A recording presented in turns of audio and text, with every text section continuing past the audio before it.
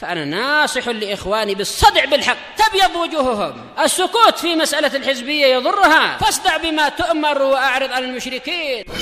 سلامي على دماج ورجالها والشيخ يحيى ودار العلم يا سعد بانيها.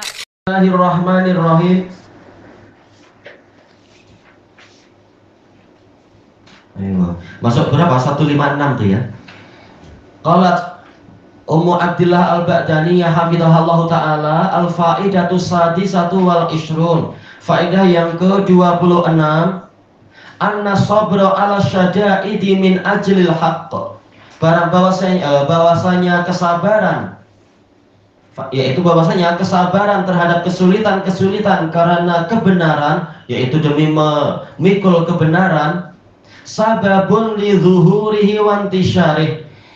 Kesabaran ini menjadi sebab menangnya kebenaran dan tersebarnya kebenaran tadi.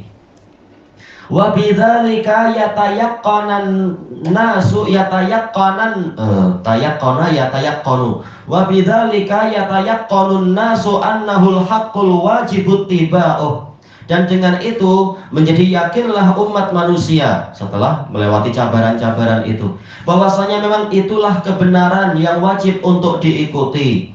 Kama fi qissatil ghulami was sahir, sebagaimana faedah yang didapatkan dari cerita anak kecil dan tukang sihir itu. Akhirnya satu negara semuanya beriman setelah anak itu melewati segala cabaran dan terbukti dialah yang benar. Fa'an Suhaib radhiyallahu anhu anna Rasulullah sallallahu alaihi wasallam qala, bahwasanya Rasulullah sallallahu alaihi wasallam bersabda. Ini hadisnya cerita yang panjang itu ya, Masya Allah.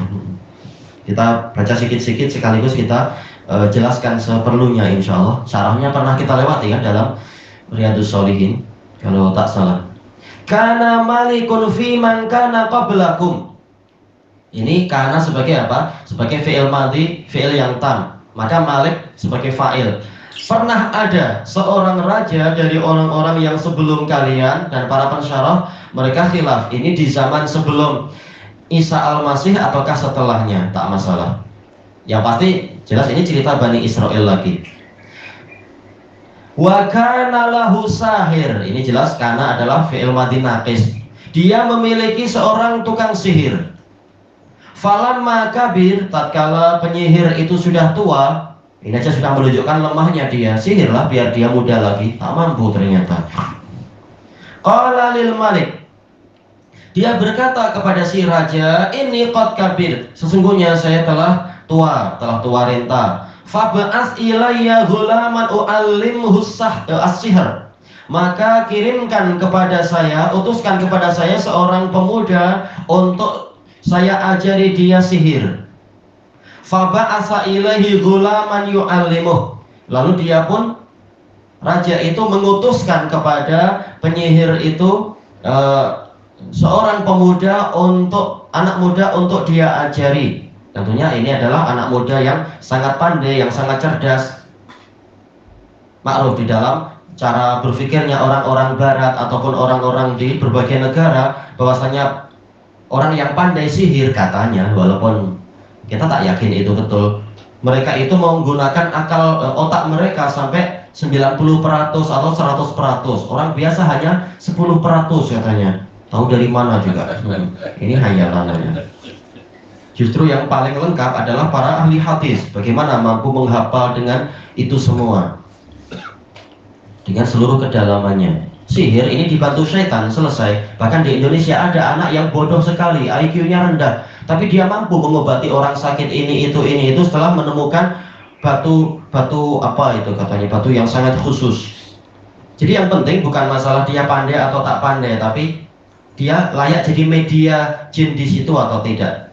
Tapi secara umum jelas apa? Ini yang dipilih oleh raja tentunya adalah anak yang sangat pandai untuk menghafal mantra ini dan itu, dan seterusnya. Fakana fi tariqihi idza salak rahib. Ternyata di perjalanan dia itu, di jalan, apabila dia menempuh jalan itu ada seorang ahli ibadah. Faqa'ada ilaih, maka anak ini duduk ke ahli ibadah itu. Namanya anak-anak kan, curiosity-nya tinggi, manusia sangat ingin tahu. Ternyata malah itu jadi sebab kebenaran. Orang kalau tak ada semangat, tak ada minat cari tahu, memang susah untuk berubah, susah untuk mendapatkan tambahan kebenaran. Tapi kalau suka cari tahu, berminat, maka seringkali dialah yang mendapatkan tambahan hidayah. Wasami'a kalamah, dia mendengar ucapan dari ahli ibadah itu, fa'ajabah, maka ucapannya membuat anak ini kagum. Ini menunjukkan memang apa? Dakwah itu penting dengan lisan dan sebagainya. Baik. Fakana idza atas sahira marra birrahib wa qa'ada ilaih, maka apabila anak ini mendatangi penyihir, dia melewati ahli ibadah tersebut dan dia duduk ke situ, akhirnya terpesongkan. Alhamdulillah jumpa guru yang baik. Terpesongkan dari tujuan utama istilahnya. Walaupun dia tetap datang, tapi ya dihukum kalau terlambat.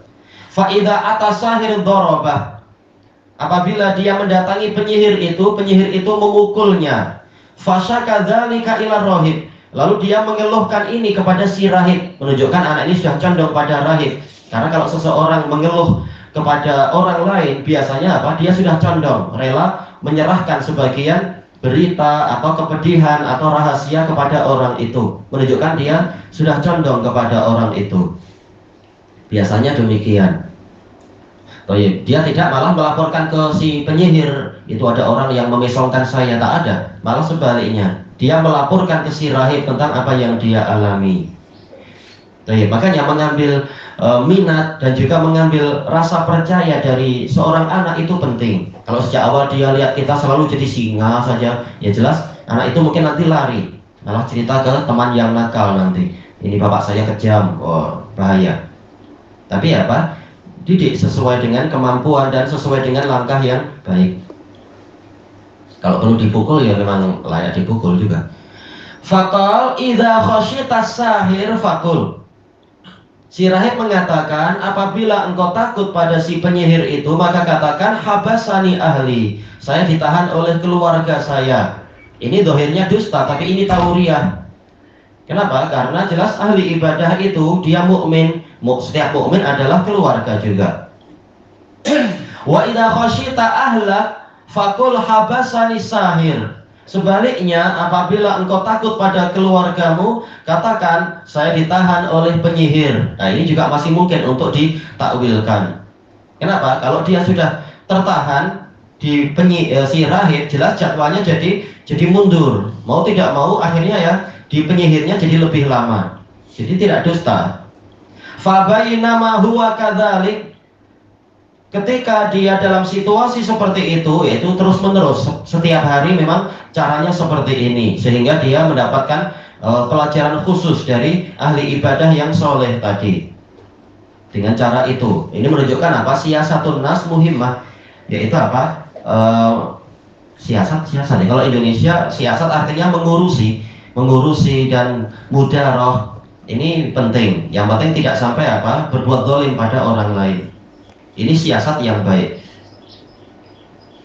Kalau di Indonesia siasat, kalau di sini siasat artinya lain kan, akhirnya ya. Penyelidikan jadinya ya. Baik, intinya adalah musayasah itu mengurusi orang lain, yaitu mencari simpati, tapi dengan cara yang baik. Ini bahasa Indonesia lebih tepat. Terkadang. Baik. Sesuai dengan asal bahasa Arab. Id ata ala dabbatin azimah. Ketika itu dia datang pada seekor hewan yang sangat besar. Qad habasatin nas, hewan itu sampai menahan umat manusia. Mungkin apa? Hewan itu melintang di jalanan. Mungkin ada yang dinosaurus yang masih hidup, entah datang dari gua mana. Itu tanda kekuasaan Allah. Ada yang masih tersisa. Yang jelas orang-orang takut makhluk sebesar itu. Faqal al-yauma a'lamu as-sahiru afdalu amir rahibu afdal. Sekarang saya akan tahu apakah si penyihir yang lebih utama ataukah si rahib yang lebih utama. Baik, dia dapat dua ilmu, satu ilmu hitam, satu ilmu putih kalau kata orang. Jelas yang satu ilmu syar'i, yang lainnya adalah ilmu kufri. Fa'akhadha hajaron, lalu dia mengambil batu. Tapi kita lihat kecondongannya kemana anak ini. Dia masih anak-anak, wajar kalau dia masih ingin membandingkan. Tapi kita sudah tahu kecondongannya. Buktinya dia doa sekarang. Faqala Allahumma in kana amrur rahibi ahabba ilaik min amri sahir. Ya Allah, apabila ajaran si rahib itu lebih engkau cintai daripada ajaran si penyihir, faktul hadhihi dabbah, maka bunuhlah hewan ini. Tidak malah kalau orang sekarang mungkin, oh ini kesempatan saya menunjukkan sihir saya. Anak dulu anak-anak, jalan anak keliru, namanya anak-anak belajarnya bukan ke ahli tauhid. Anak dulu diajari ilmu sihir, tapi yang kita kalahkan bukan dinosaurus, sekedar apa, itik-itik kecil kita lawan-lawan, kasihan. Gurunya ngajari gitu, temannya ngajari gitu. Itik jelas kalah lawan kita, tanpa sihir pun dia kalah. Nah ini baru betul melawan apa itu dinosaur atau apa tak tahu. Tapi dia memilih ajaran ahli tauhid yang condong ke situ, bukan pakai sihir. Kemudian apa? Faktul hadhihi dabbah, maka bunuhlah hewan besar ini hatta yang diannas, sehingga orang-orang boleh melewati boleh berlalu karena menghalang jalan hewan tadi. Faromaha faqatalaha, lalu dia melemparkan batu tadi ke hewan tersebut, kemudian dia berjaya membunuh hewan itu. Famadonnas, maka orang-orang pun berlalu seperti biasa. Fa'atar rahiba fa'akhbarah, lalu anak ini mendatangi si rahib. Selanjutnya dia menceritakan peristiwa tersebut. Faqala lahu rahib, si rahib ini mengatakan, ai bunai antal yauma afdalu minni, wahai anakku, engkau pada hari ini lebih utama daripadaku. Ini menunjukkan walaupun mungkin tidak ada hubungan nasab, boleh anak yang lebih muda dipanggil sebagai apa? Anakku. Terkadang apa? Wahai anak buahku, ya bena akhi. Nah, sekarang boleh juga, yaitu dengan dalil ini pakai ya bunai. Lalu bagaimana memanggil orang yang lebih tua? Seringkali kalau di Arab adalah apa? Ya am, wahai paman. Tapi boleh tidak untuk memanggil orang yang lebih tua dengan wahai, kalau di Indonesia bilang bapak. Bapak. Kalau sebagian masyayikh di Yaman memakruhkan yang seperti itu. Adapun kalau Syekhuna Majid Mudarris yang di Mesir, dan juga Syekhuna Ibrahim Zofroni yang di mana Saudi mengatakan boleh. Tujuan niatnya adalah untuk menuakan, bukan maksudnya meyakini sebagai nasab. Dan satu sama lain sudah tahu jelas ini bukan betul-betul ayah saya, ini bukan anak saya, tapi sebagai apa? Penghormatan pada orang yang lebih tua. Mereka bilang boleh. Karena Rasulullah sendiri buktinya apa? Kepada mentuanya tak mengatakan ya am, kan? Menunjukkan istilah itu tidak apa istilahnya lazim, yaitu tidak mewajibkan menggunakan istilah ya am, wahai paman. Wa qad balagha min amrika ma ara, yaitu setelah menyatakan engkau pada hari ini lebih utama daripada saya. Pendidikan berhasil, berjaya, muridnya lebih utama dari dia. Nah, dia dapat pahala, tak perlu dengki. Sekarang engkau telah mencapai apa yang engkau lihat dari urusanmu itu. Yaitu apa? Karomahmu sudah sangat tinggi, doamu terkabul, dan seterusnya. Wa innaka satu betala, dan sesungguhnya engkau akan mendapatkan ujian. Apakah dikabulkannya doa itu sebagai karomah? Banyak ulama mengatakan karomah. Makanya Syekhuna Abdul Raqib Al-Ibi hafizahullah memasukkan itu di dalam Karomatul Aulia dengan dalil banyak sekali. Dikabulkannya doa-doa itu menunjukkan orang ini memiliki kemuliaan di sisi Allah. Yang penting apa? Bukan menjadi istidraj, malah menjadi tersesat dan sebagainya. Dan sesungguhnya engkau akan mendapatkan ujian, mendapatkan cabaran. Fa ini betulita fala tadulla alaih. Nanti apabila engkau diuji, karena apa? Engkau jadi ahli tauhid, engkau jadi apa? Orang yang karomahnya banyak, ini akan bertentangan dengan raja yang mengklaim sebagai Tuhan itu. Maka kalau engkau diuji, jangan engkau tunjukkan kepada saya, yaitu jangan engkau beritahu mereka, sayalah yang mengajarimu. Ini kembali kepada kadar darurah, bukan berarti gimana kita pemikul kebenaran tapi kita menyembunyikan diri. Lihat situasi, ini yang dihadapi adalah kerajaan, boleh orang untuk kemudian berlindung dan bahkan hijrah pun boleh dan seterusnya. Wa kanal ghulamu yubri'ul akmaha wal abros. Anak ini dia mampu mengobati orang yang akmah. Akmah ini lebih parah daripada akma. Kalau akma itu buta mungkin usia muda, tapi akmah ini sejak bayi memang lahir dalam keadaan buta. Ini dokter pun pening kalau di masa lampau. Makanya termasuk dari mukjizatnya Nabi Isa adalah itu. Lalu orang-orang yang jahil dari Bani Israel mengatakan, oh berarti dia memang anak Tuhan. Tak, bahkan para wali pun mungkin mendapatkan yang seperti itu, tapi tidak mengklaim dirinya sebagai nabi atau Tuhan atau anak Tuhan. Kalau dia mengklaim itu, ketahuan dia adalah dajjal dari dajjal-dajjal yang lain. Tapi wali dia akan menyatakan kita beriman pada Allah, kita ahli tauhid, kita ikut nabi dan jangan mengkultuskan saya dan seterusnya. Itu baru wali. Karena kata Syekhul Islam, tidak akan seorang wali Allah itu mengajak dengan keajaibannya itu mengajak orang untuk mengkultuskan dirinya sendiri. Kalau dia mengkultuskan diri sendiri, mengajak pada pengkultusan diri sendiri, berarti dia wali syaitan. Kalau dia wali Allah, dia hanya mendapatkan karamah karena dia setia pada ajaran Nabi yang di masa itu, baru mendapatkan karamah tadi. Kalau tak, berarti itu dari syaitan. Wal abros, mengobati orang yang menyembuhkan orang yang terkena belang-belang. Walaupun yang menyembuhkan Allah tentunya, tapi mengobati sampai sembuh di sini. Wa yudawin nasa min sa'iril adwa, dan mengobati orang-orang dari yaitu penyakit-penyakit yang lain. Ini karomah dari sisi kedokteran rata-rata. Ini lebih menguatkan pendapat ulama yang menyatakan ini berarti di zaman setelah Nabi Isa, karena karomah dan mukjizat di masa itu intinya memang ada pada kedokteran. Karena kita tahu Bani Israel di masa itu dikuasai oleh Romawi. Sementara Romawi walaupun mereka secara politik berkuasa, tapi secara budaya dan kedokteran mereka itu didominasi oleh budaya Yunan. Yang mana Yunani memang kedokteran sangat utama di masa itu. Nah, Nabi Isa dan para wali mengajak mereka pada tauhid dan menunjukkan bahwasanya kesembuhan dari Allah lebih hebat daripada kedokteran kalian. Fasami ajalisun lil malik, maka kemudian teman duduk si raja mendengar berita tentang itu. Karena qad ami, dia telah buta. Ini dibedakan kan antara akma dengan akmah. Ini berarti semula dia tidak buta.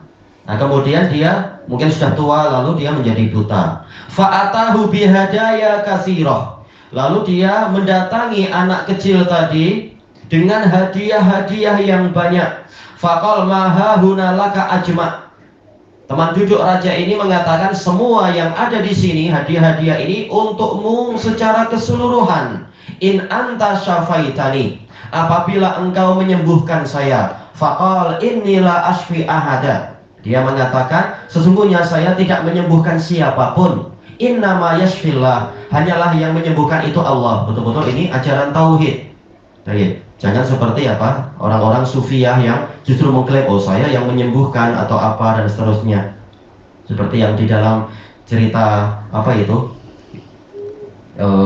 Al-Arqiyah punya Ibnul Jauzi, ada seorang tokoh sufi yang bekerja sama dengan teman yang lain agar orang-orang mengkultuskan dia lalu memberi dia duit yang banyak. Ini kalaupun karomah itu bukan karomah wali Allah, tapi itu adalah istidraj dan itu adalah tipu daya syaitan.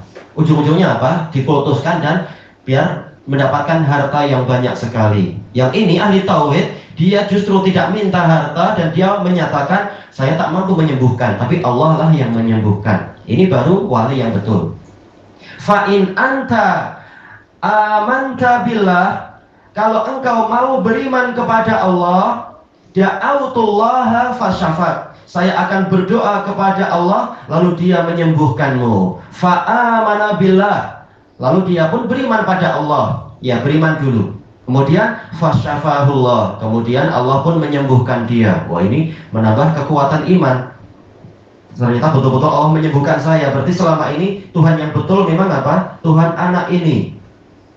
Padahal apa? Rajanya mengklaim sebagai Tuhan. Ternyata selama ini tak mampu menyembuhkan teman dekatnya sendiri. Ini memang apa? Ada butir-butir tauhid yang besar dalam cerita itu.